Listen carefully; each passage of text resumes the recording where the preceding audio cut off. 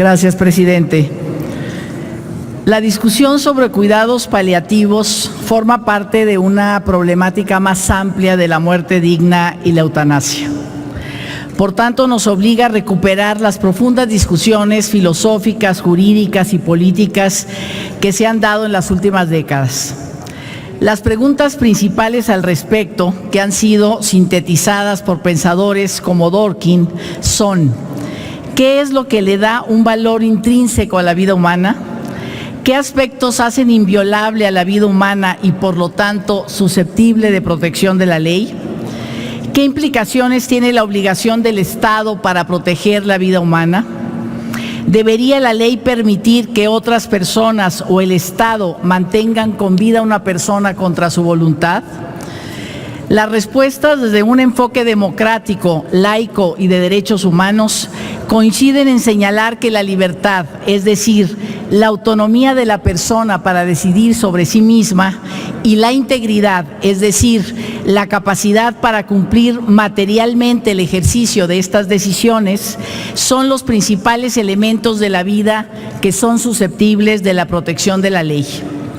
La muerte es un acontecimiento tan natural como terrible, pero lo es aún más en casos de personas postradas en cama por meses o años, hombres y mujeres que no tienen ningún pronóstico para curar su padecimiento y en cambio sí tienen la certeza de que aumentará su sufrimiento y que su organismo se dirige lentamente hacia el colapso. ¿Cuántas de nosotras y nosotros, ante el golpe de un fallecimiento, no hemos dicho: al menos no sufrió, se fue en paz, se pudo despedir de su familia? Y aunque este consuelo no resuelve la pérdida, nos ayuda a entender la importancia de procurar bienestar todo el tiempo que sea posible. Cuando una persona, a causa de algún padecimiento, ya no puede hacer sus actividades favoritas, ya no puede comer o respirar por sí misma, ya no puede comunicarse con sus seres queridos o interactuar con su entorno, es el momento en que debemos plantearnos la posibilidad de administrar cuidados, ya no con la intención de curar, sino con la de evitar a toda costa el sufrimiento. Cuando llegamos a este punto, el dilema entre prolongar la vida y evitar el sufrimiento. Y entonces son los factores biológicos y fisiológicos los que determinan el momento de la muerte, sin intervención humana. Pero es la aplicación de la ciencia médica la que define que ese último periodo se viva con el mayor bienestar posible. Todos y todas conocemos casos de personal médico que ha accedido a las peticiones de familiares y de pacientes para suministrar medicamentos que alivien el dolor, aunque sean ilegales.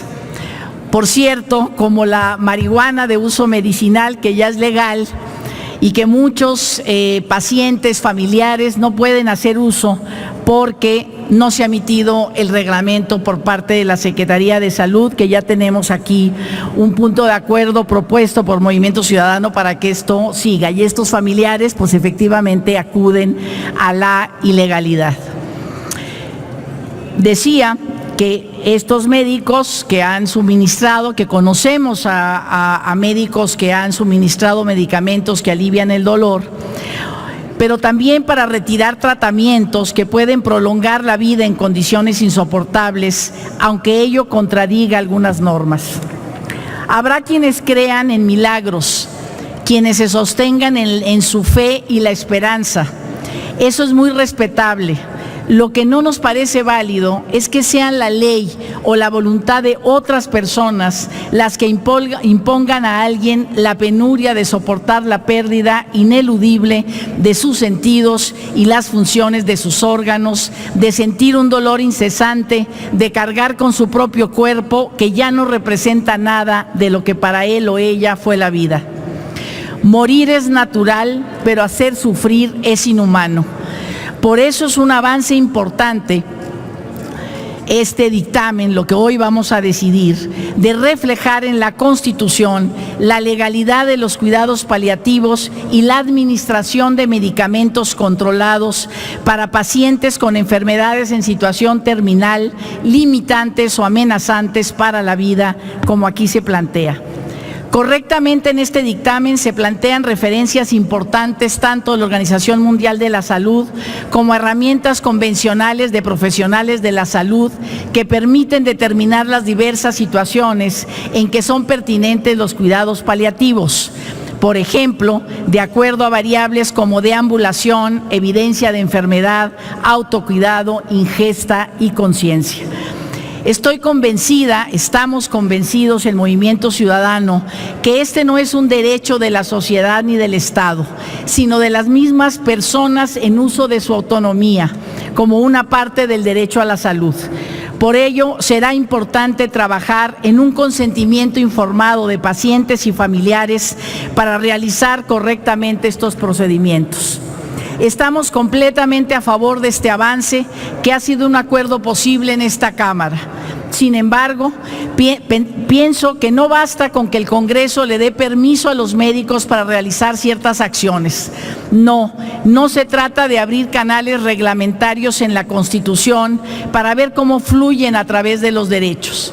Justamente el tema de una muerte digna nos señala el límite entre el dominio del Estado y el contrato social y el ámbito libre e inviolable de la persona de su propia vida. Se trata de reconocer expresamente los derechos de las personas de acuerdo a valores éticos. Y justamente uno de estos valores es el de evitar un sufrimiento innecesario, es hacernos cargo de construir un entorno de dignidad cuando la muerte nos alcance. En la Constitución de la Ciudad de México se afirma con toda claridad que el derecho a una vida digna implica el derecho a una muerte digna. Por ello, queremos invitar a esta Asamblea a que no nos detengamos aquí. Hoy logramos describir los procedimientos médicos que están permitidos, como los cuidados paliativos y la administración de medicamentos controlados. Trabajemos para definir claramente el concepto de muerte digna.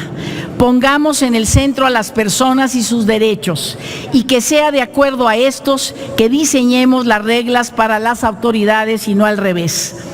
La muerte digna implica hacer referencia a la necesidad de evitar el dolor y sufrimiento innecesarios. Recientemente existe una muy buena referencia de estos conceptos, la Convención Interamericana sobre la Protección de los Derechos Humanos de las Personas Mayores.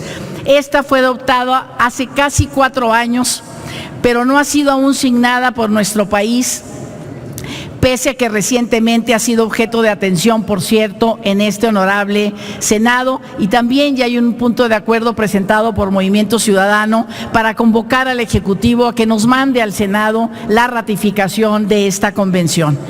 Invito a senadoras y senadores a votar a favor de esta reforma y a hacer un compromiso por lograr más avances al respecto. Es de suma importancia llevar adelante la armonización integral de los derechos reconocidos en diversos tratados y en la Constitución para que las personas tengan la posibilidad de evitar el sufrimiento en los momentos cruciales de la vida y de la muerte. Muchas gracias.